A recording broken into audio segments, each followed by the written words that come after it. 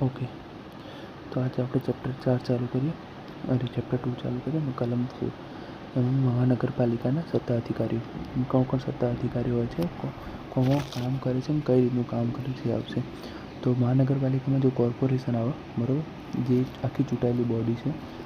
બીજું શું આવશે? સ્થાયી સમિતિ આવશે. સ્થાયી સમિતિમાં કોણ આવશે? કોર્પોરેશનમાં કોર્પોરેશનમાં એ લોકો આવશે જે ચૂંટાયેલા છે બરાબર, એ બધા લોકો કોર્પોરેશનમાં આવશે. સ્થાયી સમિતિ આવશે. સ્થાયી સમિતિમાં કોણ આવશે? તો જે સ્થાયી સમિતિમાં આવશે જે મહત્ત્વની બોડી કે જે નાણાકીય નિર્ણય લે છે બરાબર, અને મ્યુનિસિપલ કમિશનર, મુખ્ય મ્યુનિસિપલ કમિશનર કોણ? IAS અધિકારી હોય જે મુખ્ય વડા હોય. કોના?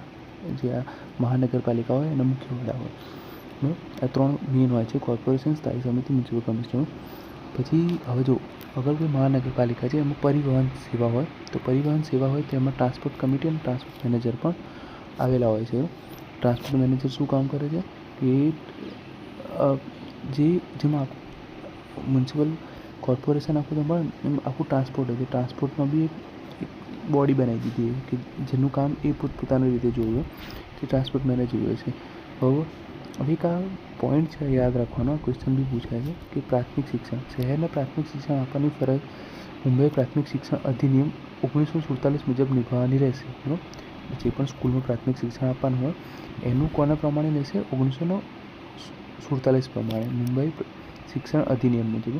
આ માટે કોર્પોરેશન સ્કૂલના નિયંત્રણ રાખવા માટે વહીવટી અધિકારી એડમિનિસ્ટ્રેટિવ ઓફિસરની નિમણૂક કરશે બરાબર. જે શું કરશે કે જે પણ જરૂર છે એ આના માટે સ્કૂલ માટે એની એક નિમણૂક કરશે, એક એડમિનિસ્ટ્રેટિવ ઓફિસરની નિમણૂક કરશે બરાબર. એક વાત પૂછાયેલું છે કે એડમિનિસ્ટ્રેટિવ ઓફિસરની નિમણૂક કોના આધારે થાય છે અને કયો નિયમ લાગુ પડે છે. હવે કોર્પોરેશનની રચના કલમ 5ની અંદર શું આવશે? કોર્પોરેશનની રચના. કોર્પોરેશનની રચના તો મહાનગરપાલિકા એક સંસ્થા તરીકે કેવી રીતે અસ્તિત્વમાં હોય તેની ચૂંટણી કેવી રીતે થાય છે? કાનૂની દરજ્જો. દરેક મહાનગરપાલિકાનું નામ જુઓ. નામ કેવી રીતનું હશે?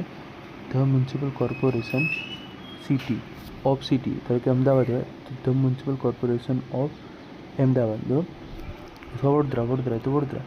કે સ્વાતે કોર્પોરેટ બોડી છે બરાબર. કઈ છે? કોર્પોરેટ બોડી છે જે કાયમી અસ્તિત્વમાં છે અને પોતાની રીતે એક સત્તાવાર સામાન્ય મોહર ધરાવે છે. તે કોઈપણ સામે કોર્ટ કેસ કરી શકે છે અને કોઈપણ વ્યક્તિ સામે તેની સામે કેસ કરી શકે છે. એટલે એક પોતે કેસ કરી શકે છે અને કોઈ એની સામે પણ કેસ કરી શકે છે બરાબર. ઓકે, પછી શું આવશે કે કોર્પોરેટ બોડી.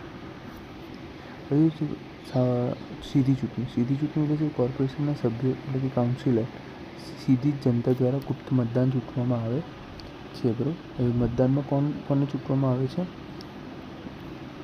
ઇમ્પોર્ટન્ટ છે બરાબર. એટલે કે કોર્પોરેશન સભ્યો કાઉન્સિલર સીધા જનતા દ્વારા ગુપ્ત મતદાનથી ચૂંટવામાં આવે છે બરાબર. ચૂંટણી ક્યાં અને કેવી રીતે યોજશે? ચૂંટણી કેવી રીતે યોજશે? જ્યારે પણ નવો શહેરી વિસ્તાર જાહેર થાય, તેની વસ્તી ગણતરીના નવા આંકડા બહાર પડે અથવા શહેરની હદ બદલાય ત્યારે સામાન્ય ચૂંટણી યોજવામાં આવે છે. રાજ્ય સરકારનું કામ શું છે? સરકારી ગેજેટમાં નોટિફિકેશન બહાર પાડી નક્કી કરશે કે શહેરમાં કેટલા વોર્ડ હશે, કેટલા કાઉન્સિલર ચૂંટાશે અને અનુસૂચિત જાતિ, જનજાતિ, પછાત વર્ગો અને મહિલાઓ માટે કેટલી અનામત રાખવી તો આ રાજ્ય સરકાર નક્કી કરશે.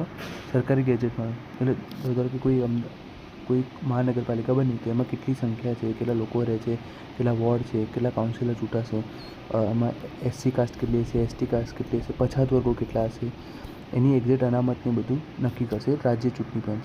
તો રાજ્ય ચૂંટણી પંચનું કામ શું હતું? સરકારના આદેશ પછી ચૂંટણી પંચ દરેક વોર્ડની સીમાઓ નક્કી કરશે અને કયા વોર્ડમાં કઈ અનામત બેઠક ફાળવવાની તેનું આયોજન કરવામાં આવશે. એટલે ચૂંટણી પંચનું કામ શું છે કે ઇલેક્શન કમિશનનું એ ચૂંટણી રજૂ કરે છે અને કયા વોર્ડમાં ક્યાં કેટલા લોકો બેસશે, કેટલા લોકોનું આયોજન થશે એ નક્કી કરશે. અનામતની ગણતરી SC ST સાથે અનામતની બેઠકોની સંખ્યા શહેરમાં કુલ વસ્તીમાં તેમની વસ્તીનું પ્રમાણના આધારે નક્કી થાય છે. આ બેઠકો અલગ અલગ વોર્ડમાં રોટેશન અને વારાફરતી પદ્ધતિથી ફાળવવામાં આવશે. એટલે અનામતની ગણતરી કેવી રીતે? SC ST માટે જે અનામતની સંખ્યા છે એ કુલ વસ્તીના કેટલા પ્રમાણમાં હશે એ બધું ગણતરી નક્કી કરશે. હવે જો અત્યારે જે આ વાત કરી છે ને, આગળની કલમ આવશે ને એમાં બધી છે ને બધાની ડિટેલ આવશે કે ભાઈ કેટલી એસસી બેઠકો હોય છે, કેટલી એસટી બેઠકો હોય છે, એ યાદ રાખવાનું આવશે. જો કલમ 5 કન્ટિન્યુમાં છે. તો કલમ 5માં શું છે કે પેટા નિયમોના અનામતની ટકાવારી નિયમો સમજાવ્યા છે. પેટા કલમ 5 એસસી એસટી મહિલા અનામત, અનુસૂચિત જાતિ, અનુસૂચિત જનજાતિ માટે જે બેઠકો અનામત રાખવામાં આવી છે તેની લગભગ અડધી એટલે કે 50%, એટલે કે અડધી એટલે 50% તે જ જ્ઞાતિની મહિલાઓ માટે અનામત રહેશે. હવે જો એસસી એસટી માટે ને ધારો કે એક એરિયા છે કે જ્યાં ને એક ઉદાહરણથી સમજી દઉં. ધારો કે એક એરિયા છે કે જ્યાં ઓલમોસ્ટ ને બધી એસટી કાસ્ટની પબ્લિક છે, બરાબર. તો જ્યાં જે પ્રમાણે એસસી અને એસટી કાસ્ટની પબ્લિક હશે ને એ પ્રમાણે ત્યાંની બેઠકો અનામત છે.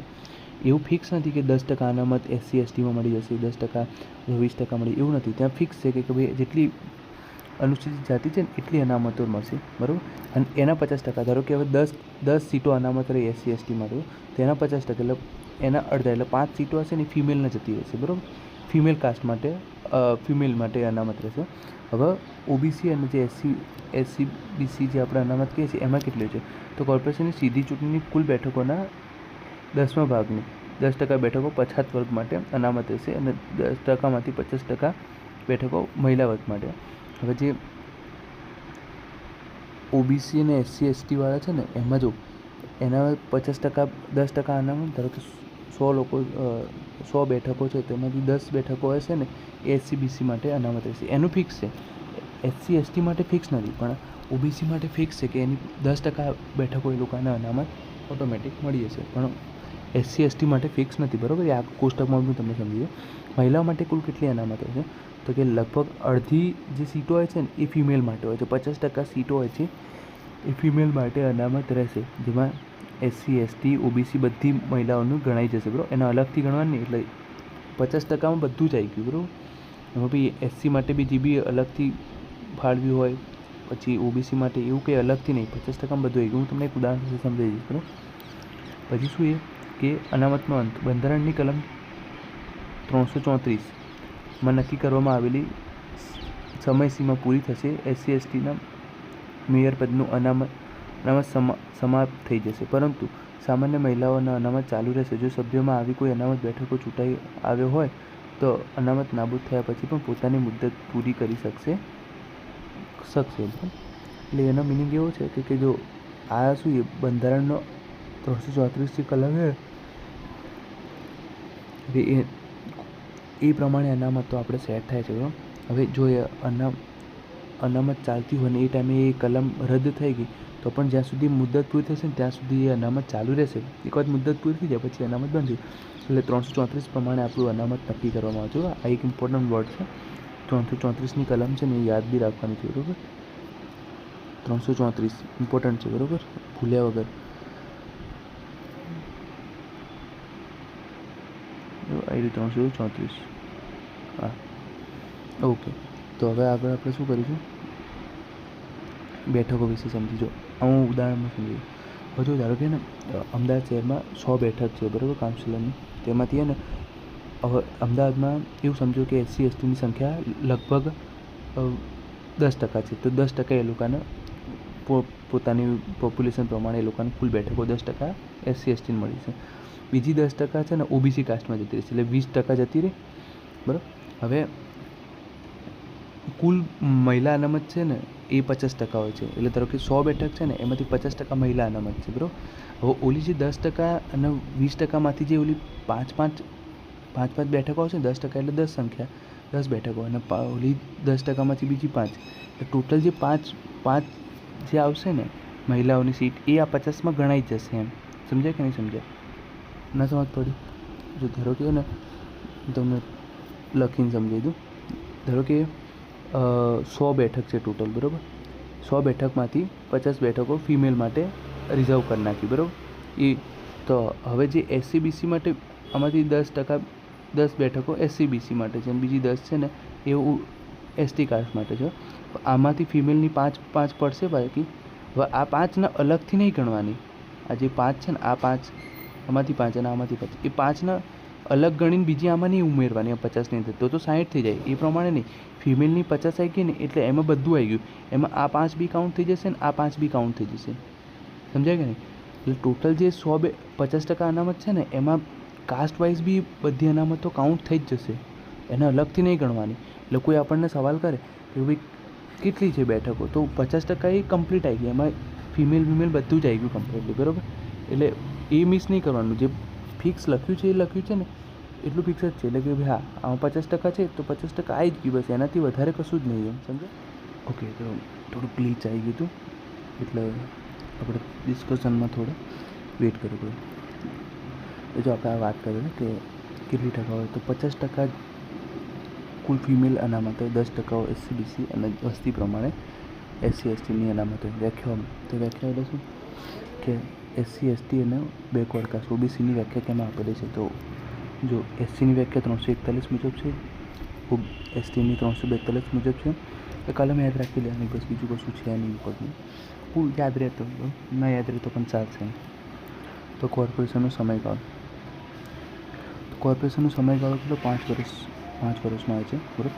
તો આમાં બહુ યાદ રાખવા જેવું પોઈન્ટ છે કે કોર્પોરેશનની મુદ્દત 5 વર્ષની હોય છે, કેમ કે આગળ ને અમુક 2.5 વર્ષ આવશે, એટલે 2.5 વર્ષ આવશે, પછી અમુક 2 વર્ષ આવશે, 1 વર્ષ આવશે, અમુક સ્પેશિયલ કમિટી હોય 2 વર્ષ માટે કાં તો 1 વર્ષ માટે, એટલું બધું આવશે. તો એ બધા ડ્યુરેશન યાદ રાખવું પડશે. આપણે શોર્ટમાં પછી એ કોષ્ટકની જેમ જોઈ લઈશું, બરાબર. તો કોર્પોરેશનનો સમયગાળો કેટલો છે? 5 વર્ષનો છે. જો કોઈપણ મહાનગરપાલિકા તેની પહેલી બેઠકથી 5 વર્ષ સુધી ચાલુ રહેશે. જો કોઈ ખાસ સંજોગોમાં તેનું વિસર્જન વહેલા ન થાય તો 5 વર્ષ પૂરા થતાં તેનો અંત આવશે.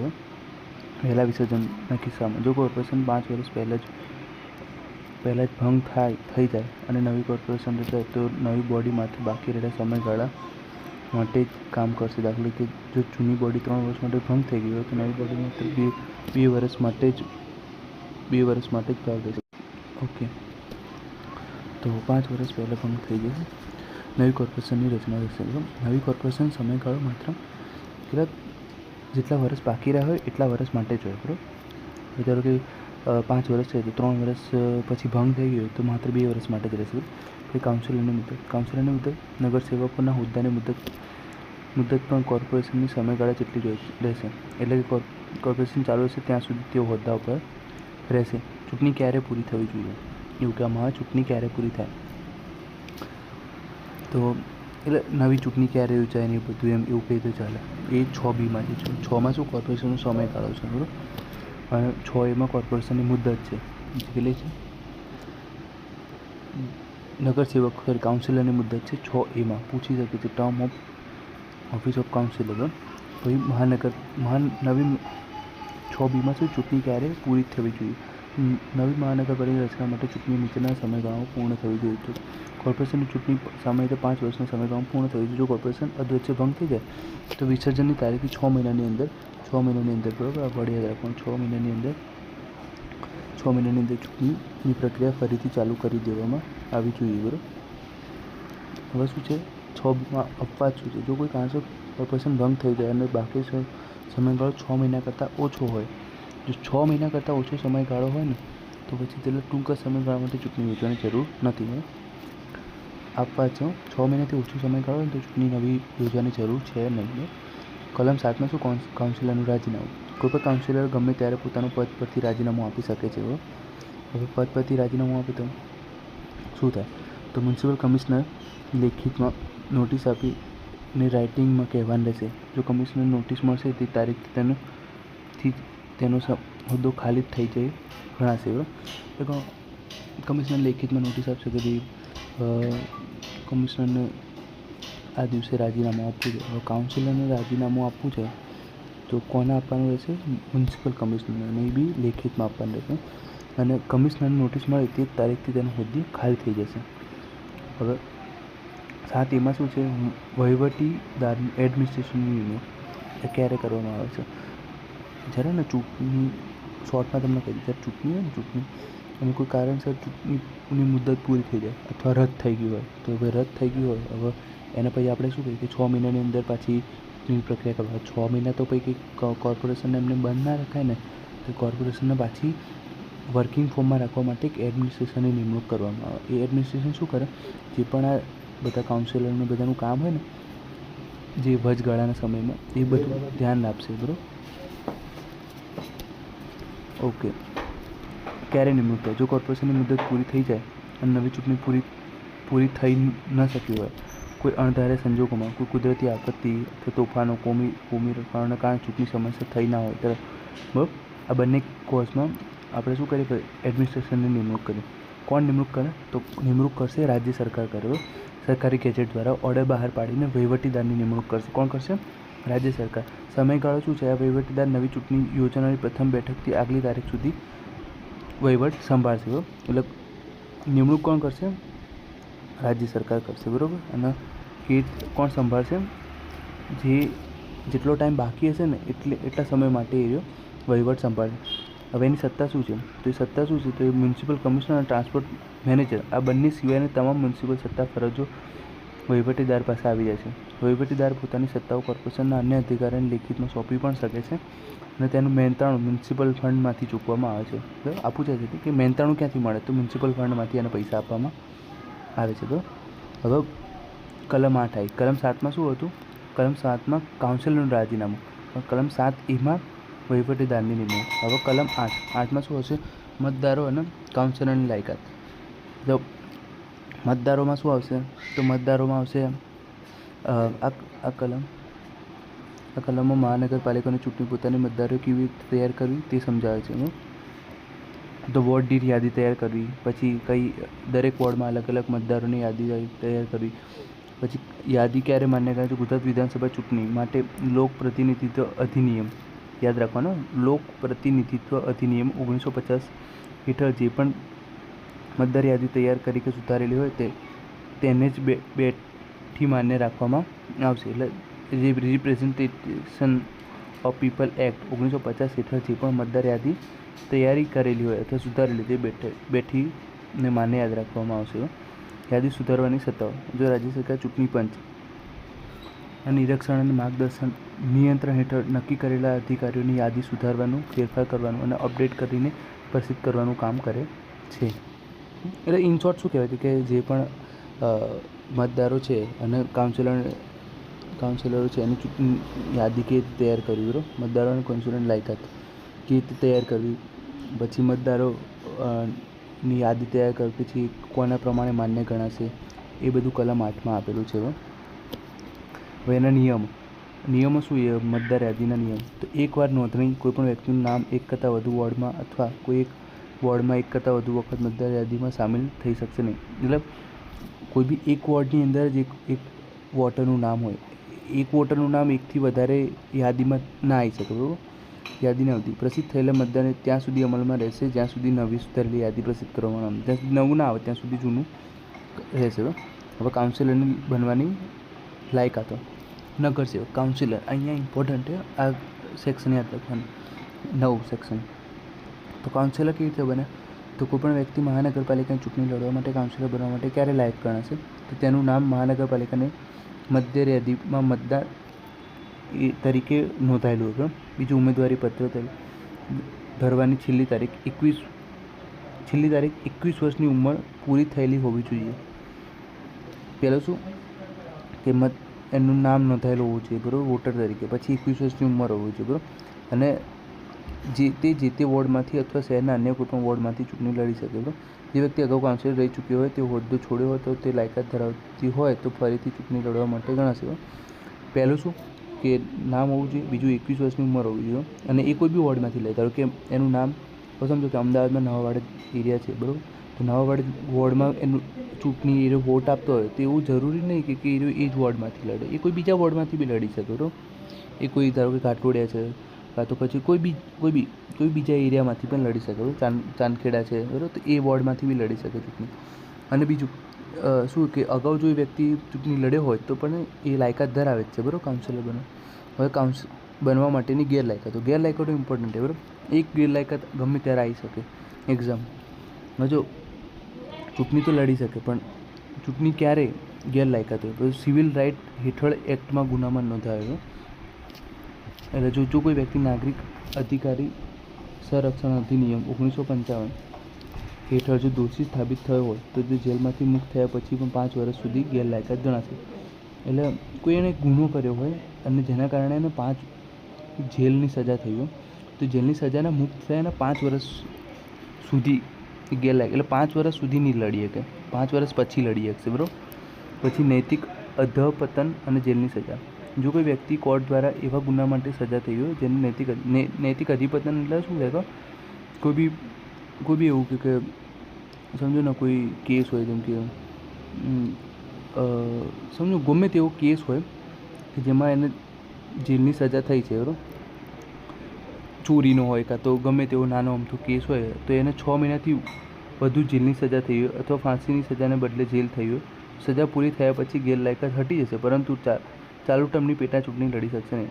એટલે જો નૈતિક અધિપતનના કારણે થયું મોરલ નૈતિક અધિપતન હું તમને કહું સમજી લો. નૈતિક અધિપતન એટલે કોઈ બી રીઝનના કારણે, ધારો કે એણે કોઈ બી ચોરી કરી હોય કાં તો કોઈને ડફોડ બનાવ્યા હોય, બરાબર, કાં તો છલપટ્ટી કરી હોય તેના કારણે, અથવા કોઈ બી બીજું કોઈને રેપ કર્યો હોય, એવો ક્રિમિનલ ગુનાઓમાં બી અટકાયો હોય, બરાબર, તેના કારણે એને જો જેલ થઈ હોય જે 6 મહિનાથી વધુ હોય અથવા જેલ આખી ફાંસીની સજા સુધી હોય, બરાબર, તો એ પછી ગેરલાયકાત થશે, બરાબર.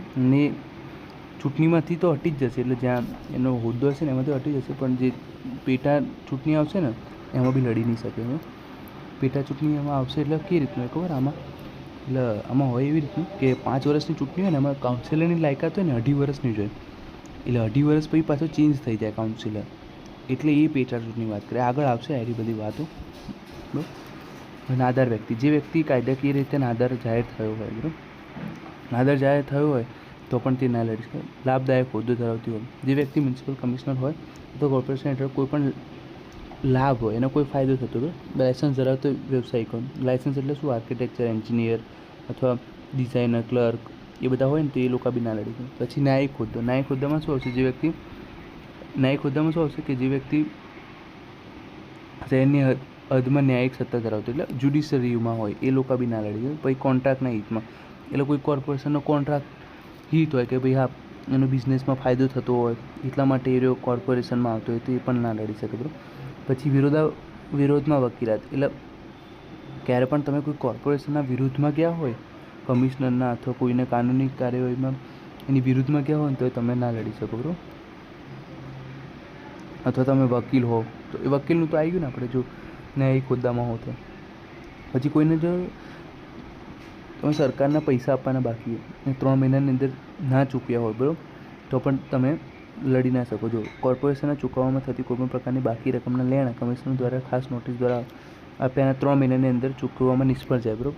3 મહિનાની અંદર જો તમે ના ચૂકવો, બરાબર, તો પણ તમે લડી ના શકો. શૌચાલયની સુવિધા ન હોવી, જો કોઈ વ્યક્તિ સામાન્ય રહેઠાણ સ્થળે શૌચાલય સુવિધા ન હોય તે વ્યક્તિ પણ 2014ના સુધારણા મુજબ લડી શકતું નથી. એટલે શૌચાલય ના હોય તો પણ તમે ના લડી શકો, બરાબર. આ ઇમ્પોર્ટન્ટ છે. આવો ક્વેશ્ચન આપણને મગજમાં ના કે શૌચાલય ના હોય તો કાઉન્સિલર લડી ના શકે, ના, શૌચાલય જરૂરી ફરજિયાત. એ કયા 2014 પછીના સુધારામાં ઉમેરવામાં આવ્યું છે.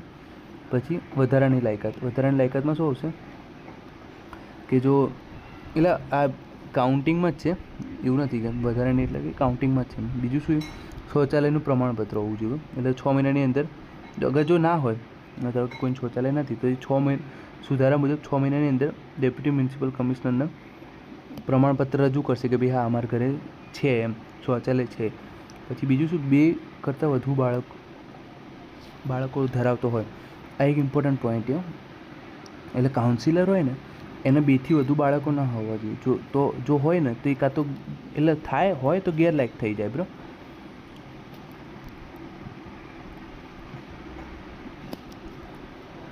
ઓકે, બરાબર. અને કટ ઓફની તારીખ, એટલે આમાં બી એક નિયમ હતો. આ જે નિયમ આવ્યો હતો ને, જેમ શૌચાલયવાળો નિયમ 2014માં આવ્યો હતો, એ તો 2 કરતાં વધુ બાળકોનો નિયમ 2005માં આવ્યો હતો. 2005 પહેલાં જો કોઈને 2થી વધુ બાળક હોય તો ચાલે. 2005 પછીના નિયમોમાં 2થી વધુ બાળક હોવા જોઈએ નહીં. પણ એમાં એક એક્સેપ્શન છે, અપવાદ શું છે કે જો ટ્વિન્સ જન્મ્યા હોય ને તો એને 1 ગણવામાં આવશે. જો કોઈ દંપતીને 1 બાળક હોય અને બીજી પ્રસૂતિ વખતે એકસાથે જોડિયા બાળકો જન્મે તો આખા જન્મના કાયદાકીય દ્રષ્ટિએ 1 ગણવામાં આવશે. ટ્વિન્સ હોય ને તો એક ગણવામાં આવશે અને કાયદાકીય દ્રષ્ટિએ, બરાબર, એવું છે. પછી દત્તક બાળકો, તો દત્તક બાળકોને આ સંખ્યામાં આવતું નથી. દત્તક બાળકો હોય છે ને એને આપણે આમાં કાઉન્ટ કરતા નથી, બરાબર. દત્તક બાળક હોય ને એમાં હવે ધારો કે દત્તક તમે 2 થી 3 લઈ શકો, એનો કોઈ ઇસ્યુ નથી. ગેરલાયકાતોમાંથી મુક્તિ શું છે? તો એટલે આ જે બધી ગેરલાયકાતો અને મુક્તિ છે, તો જો મહાનગરપાલિકામાંથી પેન્શન મળતું હોય તો તમે એને ગેરલાયકાત ના ગણાય. એક પૈસા મળે ત્યાંથી. કોર્પોરેશનની માલિકીની કોઈ જમીન લીઝ પર વેચાણ ખરીદી લીધી હોય, તેનો કરાર કર્યો હોય, અથવા સમાચાર પત્રમાં હિસ્સો હોય જેમાં મહાનગરપાલિકાની જાહેરાત આવતી હોય. પછી બોમ્બે કોઓપરેટિવ સોસાયટી એક્ટ 1925 અન્વયે સહકારી મંડળી અને જોઈન્ટ સ્ટોક કંપનીમાં શેર હોલ્ડર, તો કોઈ કંપનીમાં શેર હોલ્ડર હોય તો એવું નથી. કોર્પોરેશન મકાનનું ભાડુઆત તરીકે રહેતા હોય, કોર્પોરેશનના મકાન હોય એમાં ભાડુઆત તરીકે, અને ટ્રાન્સપોર્ટ કંપનીના સભ્ય તરીકે વાહન ભથ્થું કે મુસાફરી ખર્ચ મેળવતા હોય. તો આ 5-6 છે ને એ લોકોને ગેરલાયકાતની મુક્તિ મળે. એટલે આ ક્વેશ્ચનમાં એવું પૂછાય કે આમાંથી 4 પોઈન્ટ મૂક્યા હોય અને 1 પોઈન્ટ ઉપર મૂકે કે આમાંથી કઈ ગેરલાયકાત છે અને કઈ નથી. તો આ નથી, જેમ કે ટ્રાન્સપોર્ટ કંપની ભથ્થું મળતું હોય તો એ ગેરલાયકાતમાં ના આવે. એ કોર્પોરેશનના મકાનમાં રહેતો હોય, પછી લીઝ પર જમીન લીધેલી હોય, કાં તો પેન્શન આવતું હોય એ લોકોને, કાં તો પછી કોઈ પણ એ સમાચાર પત્રમાં કામ કરતો હોય જેમાં કોર્પોરેશનની એડ આવતી હોય, તો એ આપણે એમાં ગણી શકાય નહીં, બરાબર. હવે શું ઇમ્પોર્ટન્ટ પોઈન્ટ શું છે? જો એક ઇમ્પોર્ટન્ટ પોઈન્ટ છે, જો કોઈ કાઉન્સિલર કોર્પોરેશન સાથે નાનો મોટો છૂટક વેપાર કરે છે, આમાં શું વેપાર કરવો ને એ ગેરલાયકાતમાં આવે. જો અહીંયા આપણે જોયું હતું, જો કોઈ પણ કોન્ટ્રાક્ટરના હિતમાં જો કોઈ પણ કોર્પોરેશન સાથે બિઝનેસ કે કોન્ટ્રાક્ટ સંજોગોમાં સીધો કાગળપત્ર ઇસ્યુ ધરાવતો હોય તો એ ગેરલાયકાત કહેવાય. પણ અહીંયા શું લખ્યું? જો અહીંયા શું છે કે તમે કોર્પોરેશન સાથે નાના મોટા વ્યવહાર કરી શકો. કયા નાના મોટા? તો કે જો કોર્પોરેશન કોઈપણ વસ્તુઓનું પ્રસંગોપાત વેચાણ કરવું, વેચાણ કેટલું વધુમાં વધુ 2000નું હોવું જોઈએ, અને કોઈ કોર્પોરેશનને પ્રસંગોપાત ભાડે આપી કાં તો ભાડે લેવી કોઈપણ વસ્તુ કેટલી હોય છે? 500 રૂપિયા. એ બી કયું? વાર્ષિક નાણાકીય મર્યાદા. એટલે 2000 સુધી તમે વાર્ષિક કોઈ પણ વેચાણ કરી શકો, કાં તો 500 રૂપિયાનું ભાડે વસ્તુ લઈ શકો. તો આ એક પોઈન્ટ ઇમ્પોર્ટન્ટ છે જેવું આપણે મૂંઝવણમાં મૂકી શકીએ કે ભાઈ આ કેટલું? તો 2000ની લિમિટ છે અને 500 રૂપિયાની ભાડે આપવાની લિમિટ છે, બરાબર. આ તો મેં તમને કીધું હતું ને 2 બાળકોના નિયમના અઘરા અપવાદ, એટલે એ બી એક પોઈન્ટ યાદ રાખવાનો, બરાબર. કે સિંગલ દંપતી એટલે જોડિયા હોય તો એને એક ગણવાનું આવશે, બરાબર. એટલે ધારો કે હવે કોકના સમજો પહેલી ડિલિવરીમાં 1 બાળક હતું, બીજી ડિલિવરીમાં જોડિયા બાળક હતા, તો ટોટલ 3 થયા, તો કાઉન્સિલર તરીકે ગેરલાયકાત થશે ના, કેમ કે એને ટ્વિન્સ આવેલા છે એટલે એને આપણે એક એન્ટિટી ગણવામાં આવશે, બરાબર. વેપારી અપવાદોની નાણાકીય મર્યાદા, જો કોઈ કાઉન્સિલર વ્યવહાર કરે છે સામાન્ય રીતે ગેરલાયક થયો પણ જો વ્યવહાર આવી રહ્યો, હમણાં 2000 વાળું મેં તમને કાઉન્સમાં સમજાવ્યું ને, શૌચાલયનું પ્રમાણપત્રની સમયસીમા એ 6 મહિનાની અંદર તમારે 2014ના સુધારા પ્રમાણે 6 મહિનાની અંદર કમિશનરને આપવાનું રહેશે. કોને આપવાનું છે? કમિશનરને આપવાનું રહેશે. પછી શું? એ કસૂરવાર મતદાર, જો કોઈ વ્યક્તિ 16D હેઠળ કસૂરવાર મતદાર જાહેર કરવામાં આવે તો તે અપીલ કરી શકશે અને તેની આખરી નિર્ણય હોદ્દા પર ચાલુ રહેવા માટે અસમર્થતા. હવે આપણે ને કલમ 11 છે ને એ હમણાં નેક્સ્ટ લેક્ચરમાં જોઈએ છીએ. ત્યાં સુધી તમે થોડુંક રિવિઝન જોઈ લેજો. જો આમાં પોઈન્ટ ઇમ્પોર્ટન્ટ છે, બરાબર. જે હાઇલાઇટ કરે છે ને બધા પોઈન્ટ ઇમ્પોર્ટન્ટ છે, તમે જોઈ લેજો, મિસ ના કરતા. પછી આ 50% અનામત, 5ની કલમ યાદ રાખવાની, બરાબર. ઓકે.